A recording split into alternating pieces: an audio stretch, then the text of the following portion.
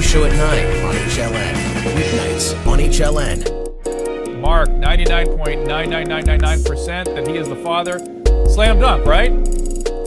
I would say so. And again, this is not about religion. He can argue that all he wants. He'll argue it in sentencing. It's not going to matter to this conservative Texas jury.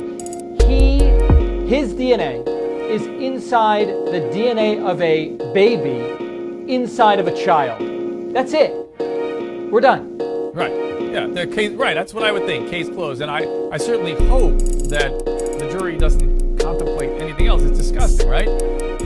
Well, it's clearly abhorrent, but it's a very simple process for a jury. There are elements to the crime, and they question, okay, did the prosecution meet the elements of the crime? Did they carry their burden? Did they prove each and every one? The answer is yes, and then they go to a penalty phase, a separate phase, and he can argue all he wants. Well, I was born into this is just how I was raised, it's religion, whatever cockamamie stuff he wants to argue. The bottom line is his conduct's abhorrent, allegedly, and ultimately, he's not even defending it. He's not saying that he didn't do it. So ultimately, his excuse could be shown to the jury in the form of mitigation, if that's what you want to call it, and they can decide whether he gets the full 119 years that he's facing. Now, the prosecution apparently has a recording in which they claim you can clearly hear Jeffs having sex with a 12-year-old girl. There are also, we've heard this before, allegedly other people in the room watching. Why would he record himself having sex? Why would followers be in the room? Christy, the girl's 12 years old. As a mother to young daughters, what goes through your head when you hear this stuff? It's stomach turning is the first thing I can say. I do. I've got 3 kids, three little girls, ages 2 to 7. So this is particularly hard to listen to and to imagine. It's hard enough to imagine the act, but to imagine that it was something that was recorded and with other people in the room, possibly, as we understand it, other sister wives. It's numbing.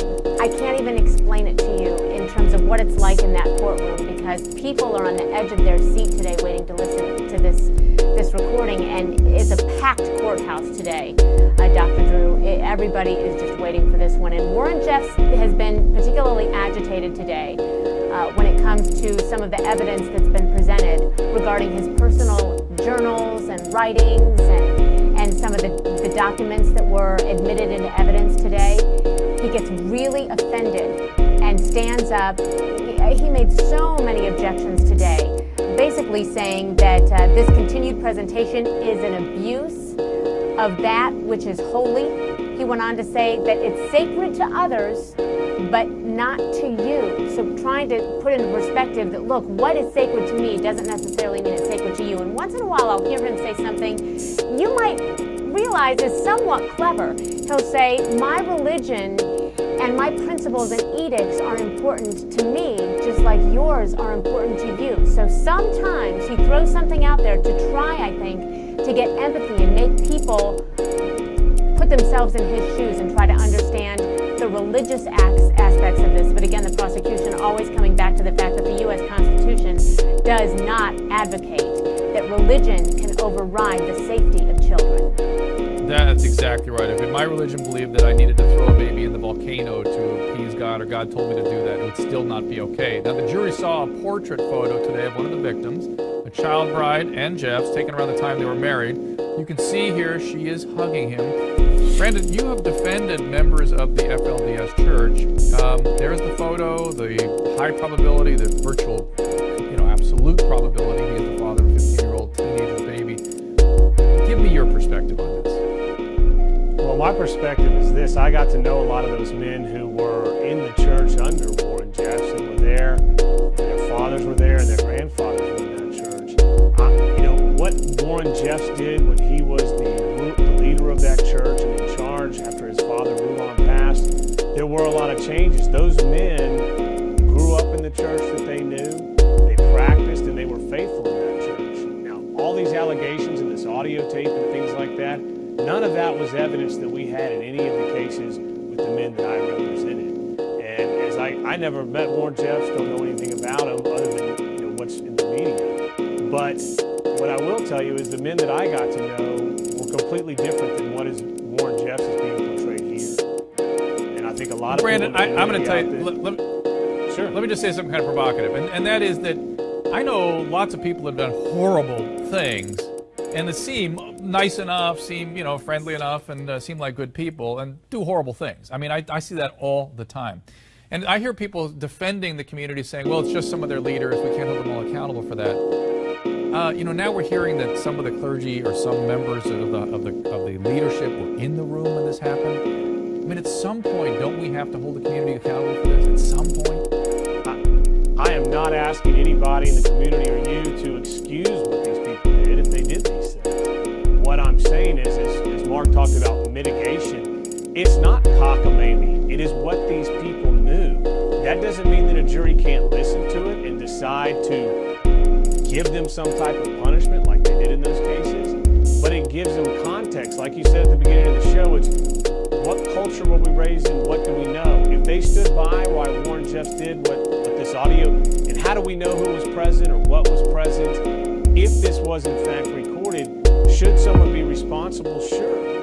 But that doesn't mean that everybody in the church is at the same level as Warren Jeffs by any means.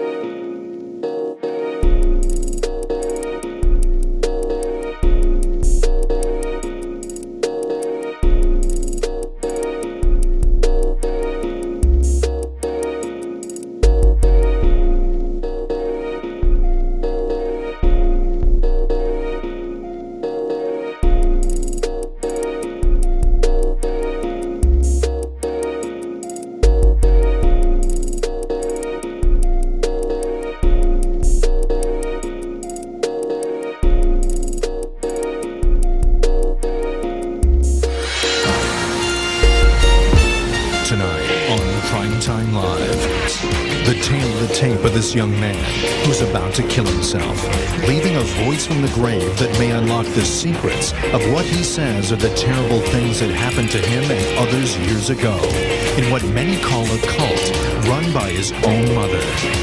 Once called the Children of God, now the Family International. Tonight, exclusive interviews with those who were there as a remaining believer answers tough questions raised by the tape.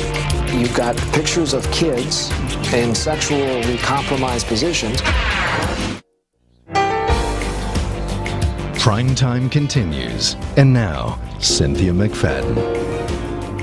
We turn now to a story inspired by what you might call a voice from the grave, a 56-minute videotape made by a young man about to kill himself, a tape that may unlock secrets of what some have called a sex-charged cult that thrived in the 1960s and at its peak claimed tens of thousands of members around the world. Here's Jay Shadler with a Primetime Live investigation that begins with that haunting tape and leads us to surprising places.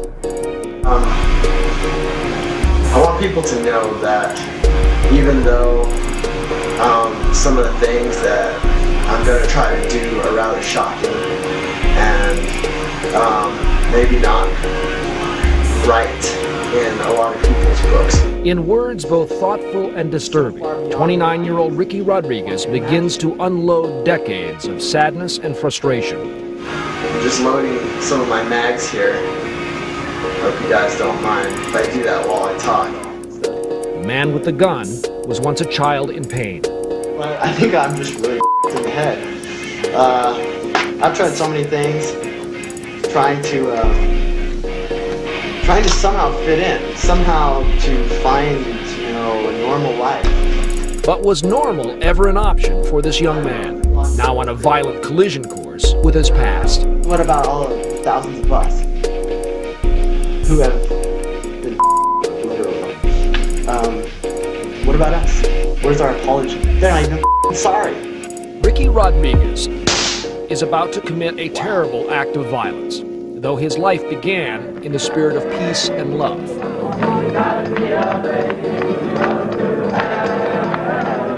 The Children of God was a fringe sect born in the late 60s and devoted to a strange brew of biblical prophecy and sexual freedom. Oh, I love you, I love you. Its membership would grow into the tens of thousands. This man, David Berg, was its charismatic leader. And this child, his heir apparent, this little boy, idolized by thousands as a prophet in the sexual revolution, is now sitting in a small apartment in Tucson, getting ready to kill. Here in our great state of Arizona, Jesus land, as some people call it, if you catch an adult sexually abusing a minor, if you catch him in the act, you can walk up to them and execute them, and it be a justifiable homicide. Ricky's interpretation of the law is incomplete. In Arizona, deadly force can be used only if there's no other way to stop the abuse. But there's no stopping Ricky this night. And Ricky says nothing could justify what happened to him inside the Children of God. Thousands of us, some worse than others. A lot of you girls, I can't even compare my stories with yours. There would be, I would say, weekly orgies. He'd unzip my shirt and, touch my breast. We would witness acts of sexuality between adults and often become part of it as well. In the case of Ricky Rodriguez, evidence that he grew up in a sexually charged atmosphere is hard to refute and even harder to look at. Primetime obtained this book, the group's infamous manual once used to raise children. Many pages are full of sexual photos and suggestive captions. Much of the text was written by that self-proclaimed prophet, David Berg. God created boys and girls able to have children by about the age of 12 years of age. God, now he's going to advocate child and sex. The images in this book leave little to the imagination, including this photo of 2.5-year-old Ricky with Angela Smith, a woman some say had sexually abused Ricky more than 2 decades ago. Now, she was about to become his first target. I have my Glock, I was now, but the truth is, this is my weapon of choice. His night has begun. Ricky invites Angela to dinner. Back in his apartment, he has gathered not only lethal weapons, but more instruments of torment. Got lots of duct tape. I got a soldering iron. Feet. It's a rather crude implement. I think can work wonders, especially if it's used in the right way. By early evening, Angela is dead, her throat slashed. But is Angela his only target tonight? This is Ricky's mother, Karen Zerby, seen here in the late 70s.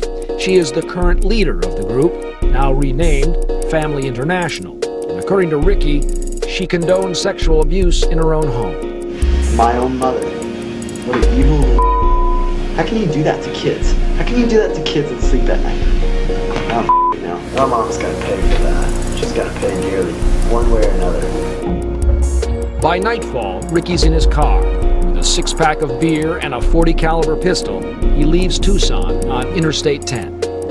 For the next several hours, he keeps driving west toward the Arizona-California border.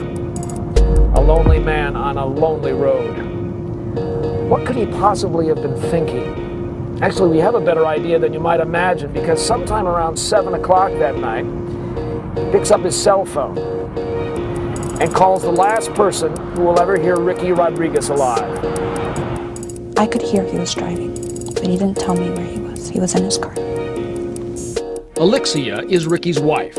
She too grew up in the group, and for 5 hours across the miles and into the night, she and Ricky carry on a chilling conversation. And for a split second, he broke down and I could hear him sob.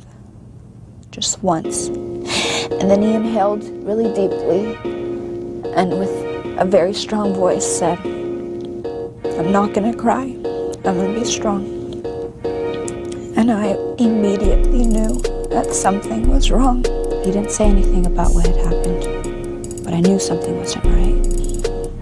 Every so often he would get quiet and he would say, "Oh my God, what have I done?"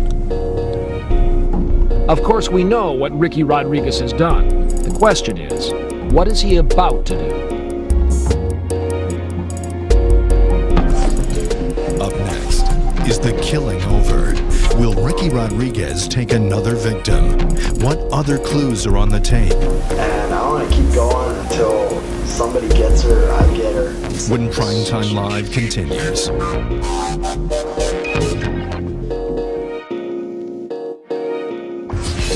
Up next, shocking new videos and other children of God who reveal what they say happened to them. Adults teaching me mainly to fondle them, and also... At what age? 5 and 6 years old. 5 and 6 years old? Yeah. Plus, Primetime Live's search for the mysterious leader of the group now called Family International. And more clues from Ricky Rodriguez on what he calls his own war on terror. What he says happened to him so long ago. When Primetime Live continues after this from our ABC stations.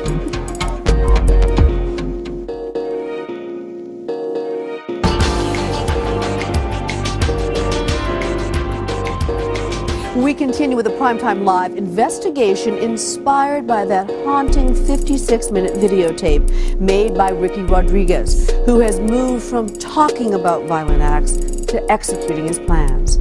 How far does he go? Again, Jay Shadler. Ricky Rodriguez is now somewhere between Tucson, Arizona and Blythe, California. Somewhere between one violent act and another. As I go on my merry way, I am not going to hurt or try to hurt any law enforcement. Now that's going to be really tough to do this without doing that. But that's where I draw the line. I'm not going to hurt them. But Ricky Rodriguez was still bent on hurting someone, still angry at the group for what he says they did to him and sometimes to girls and women. Ex-members say the cult's leader, David Berg, commanded the women in his group to perform video stripteases for him. I practice what I preach, and I preach sex, boys and girls, hallelujah. And no one was too young. Primetime recently obtained this disturbing video of young girls dancing for their leader. There's this need that I have. This need, it's not a want, it's a need, and I wish it wasn't, but it is. It's a need for revenge. It's a need for justice. Because I can't go on like this. Ricky's final act of violence was against himself. All throughout the time, I always knew him. He always wanted to do it. He said that. Police say sometime after midnight, he drove into this empty lot. I'm sort of quitting right now, but in a way I'm not, because I'm not doing it the way I want to do it. I didn't just turn tail and run and let those f***ers win. And fired a single round, ending his life. The real question is why he did. Why did he want to? That's what we're after here, Joanna. Well, I ask myself the same question. I ask myself that about Columbine. It's hard to understand. We live in a violent culture. Claire Borowick is the spokeswoman for the Family International. She says she's deeply saddened by what has happened, but does not believe her organization is responsible and denies Ricky was a victim of sexual abuse. It wasn't really an issue of sex. There was a liberality that existed in our homes. That degree of liberality existed in some homes, not in most homes. Well, how about David Berg's own home? How about, for example, in the book of Davido? Here's a picture of Ricky in front of a Playboy playmate. On the next page is a picture of Ricky at the breast of one of your elders. Well, you're giving a sexual context to that. He's 2 years old, but... You wouldn't give a sexual context to Ricky standing in front of a Playboy Yes, I playmate? understand. Why are the faces blanked out? Well, because back then Father David had received some threats. You don't think that they were scratched out to protect their identities? No. You don't? I mean, I don't mean to be obtuse, but it seems to me as if one of the reasons that you'd cover it up is because you've got pictures of kids in sexually compromised positions. You don't want their identities. I can understand you'd look at it that way, but I'd have to show you our other books so you could see that in our normal publications it had absolutely nothing sexual in it. But other ex-members like Celeste Jones and Don Irwin insist that an intense atmosphere of sexuality pervaded the groups they lived in. But I also was subject to sexual abuse. Adults teaching me mainly to fondle them, and also... At what age? 5 and 6 years old. 5 and 6 years old? Yeah. Celeste was barely more than that when she too was asked to dance for Berg. Though Berg's ideas on adult-child sexual behavior received most of the attention, he also encouraged sex among adults through his teachings and videos as a way to bring in recruits and make money, a process he called flirty fishing. Love, just ain't love till you give it away. Berg had this revelation that his women needed to be fishers of men. Like Jesus called his disciples who were fishers of fish, they should be fishers of men, and basically go out and share God's love with lonely businessmen. Scandalized by all these accusations and the subject of a number of police raids worldwide, the group officially renounced adult-child sex in 1986. And Borowick points out no one was ever convicted of sexual abuse. The family turned over a new leaf in 1986, right? That's right. Now, we did not have any policies in place that would protect our minors. It became very clear in 1986 that that was very necessary and important. Still, some believe sexual abuse continued even after the group's 1986 proclamation. And consider this. In 1988, 2 years after the sex ban went into effect, ABC News interviewed these young family members in South Dakota soon after they left the group. Did you have sexual contact with other kids? No. No? But were all of these kids telling the truth? This week, Primetime located one of these children. Francisco is now 25. Did you, in fact, have what you'd now consider to be sexual contact while you were a child? Absolutely. Sexual contact was part of that group. There is no question you had sexual contact when you were a child. Yes. At about 5 years old, I experienced being matched up with another child, and she was about 16 years old. The family maintains, even today, that in 1986 the line was drawn. After that, no more sexual contact between adults and children. Is that true or is that false? Nobody came to us and told us this was changing. We didn't see a change. This is what we do in DC. Despite that claim, most current members of the family, including these young people, insist they've never experienced any abuse in the group, which they say is engaged in fundraising and charitable activities around the world. If it was categorical, if it was widespread, how come I never suffered abuse? How come I, who have over 100 personal friends in the Family International all over the world, how come none of them ever told me they witnessed abuse or experienced abuse? But the reality of the family's past is complex. Stephen Kent is a professor of sociology at the University of Alberta. He's an expert on the group. There's no indication that the widespread abuses that went on in the family in the 70s and 80s and into the early 90s goes on now. It is the case, however, that many of the perpetrators of those very vicious abuses back in the early periods still are in positions of leadership. Take, for instance, Paul Peliquin, who recently ran an outreach program in Africa for the family. He appears on this tape made for the group in the 80s. It was going to turn me on, for sure, so... Court documents from 1995 identify him as a sexual abuser who corrupted and abused young girls. How about Paul Peliquin? Do you know him? Paul Peliquin? No. Never heard that name? No. That's odd, because Peliquin's photo currently appears prominently on the family's own website. And remember that outreach program? It's for children.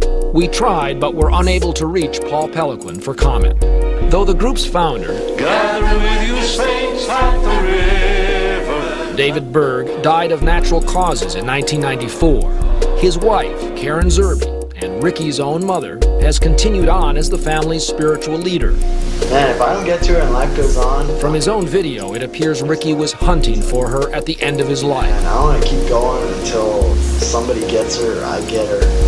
Justice will be done, believe me. And in reporting this story, we discovered just how hard it may be for anyone to find her. Why do you think, at this crucial moment in the history of the family, and in this crucial moment for Ricky and all of these other second-generation kids, your spiritual leader, Karen Zerby, is nowhere to be found?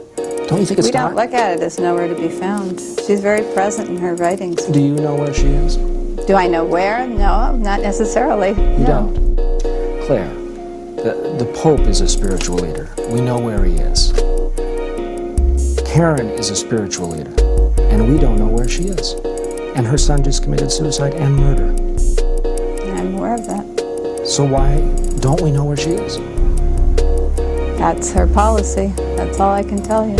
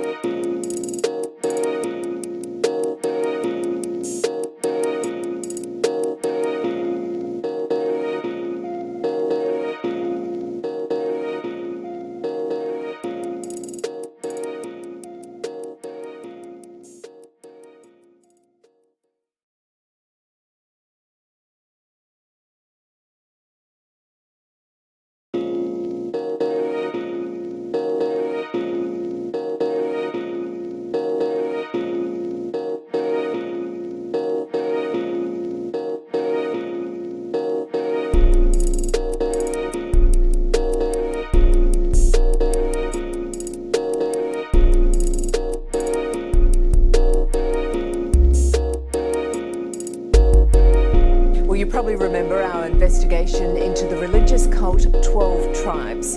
Former members say it heavily disciplines children, lacks medical care and tears families apart. Well, after our report, a former elder of 12 Tribes came forward, and tonight he goes on the record about its teachings for the very first time. Hello. Hi, Han. It was an invitation we simply couldn't refuse. Thank you for the invitation. Thank you for making the journey. A one-on-one with one of the two men responsible for setting up the 12 Tribes here in Australia. We're complicit. Everybody there is there because they want to be there. So who's being controlled? The cult's accused of beating their children and restricting access to proper medical care. It's just it's a whack, whack, whack. It's just enough to get their attention, really. When was the last time that it rained? I don't know. I can't even remember. We've had spits and promises. Scanecki, formerly Scott Scanecki, has never spoken publicly about the 3 decades he spent as a leader of the 12 Tribes, until now. He's invited us into his new home and new life in northern New South Wales. You want to come on in? Sure. Thank you very much. This is Master Interview 1. People say I was brainwashed, say, for example, this might be suggested, and And I get that. I understand the process, I think, a little bit. But in my case, I would say not. I needed an identity. I needed to know who I was. I was 23, and I was desperately wondering, who the heck am I? And I found it in a big way, like a really big way. The cult is based on the First Testament. The 12 tribes live in communities, handing over all their possessions and all their money when they join. They recruit members through their yellow deli cafes around the world, but it's their treatment of children that has sparked international headlines. How old are you? This hidden camera investigation aired on US television in 2018, filming young children of the 12 tribes being forced to work on their farms and on factory assembly lines. Factories? We don't have factories. We have videotape of it, sir. In 2013, a police raid removed 40 children from a 12 tribes compound in Germany after undercover footage captured repeated physical punishment of a number of children. A Current Affair has heard numerous accounts of Australian children at the hands of the tribes being beaten with rods from a very young age at their communes in Picton and in the Blue Mountains outside of Sydney.